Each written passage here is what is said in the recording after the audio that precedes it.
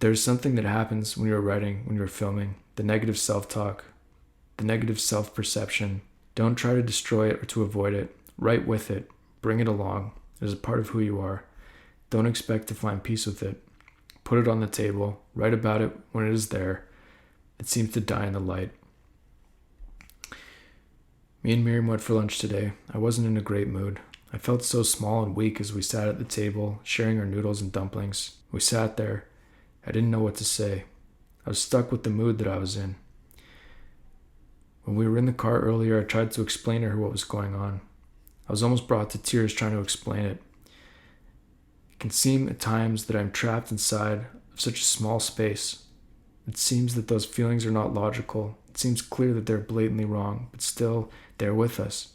And it seems that somehow, some people don't experience them at the same level that others do. After we ate, we decided we would walk up the block. We had 10 minutes left on the parking meter. We looked at the restaurants and the shops. There was a butcher that had a long lineup. There was a store that looked like it had nice couches.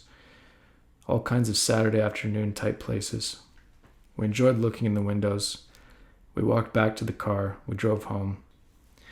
I did an online therapy appointment last week. I have another session today, but something about it doesn't feel right.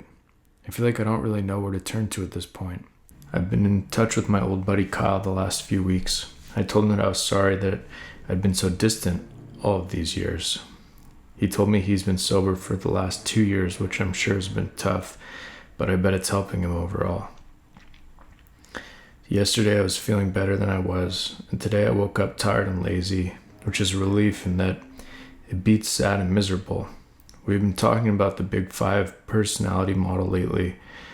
I don't know that much about it, but it seems like I'm quite high in the neuroses category, which generally seems like the worst possible trait.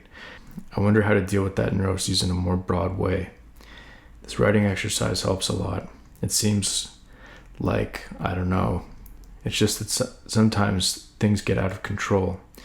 Like right now I'm feeling okay, but it's like I don't trust it because I know that it might flip for no real reason.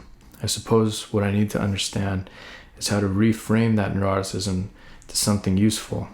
How to see it as, if I'm feeling neurotic, then it is time to be alone and write until it passes. I'm sitting here now, feeling as I am. I feel good in a way, like I'm excited to work, like I have energy, like I want to keep doing what I'm doing right now, to have more time to sit and work on this writing, even though I know time will be up soon and I will have to go downstairs and exercise and eat breakfast. Today at the mall, we went into the Super Puff store.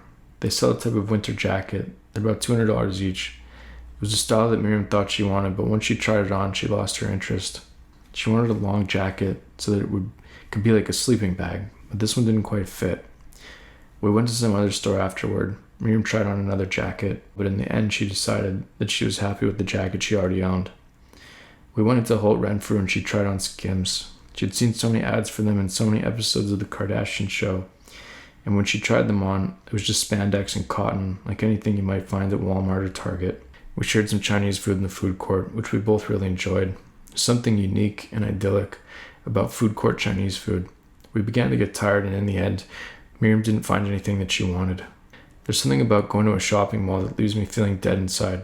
There are no stores to buy instruments or art supplies or tools. For the most part, the stores sell variations of fabric.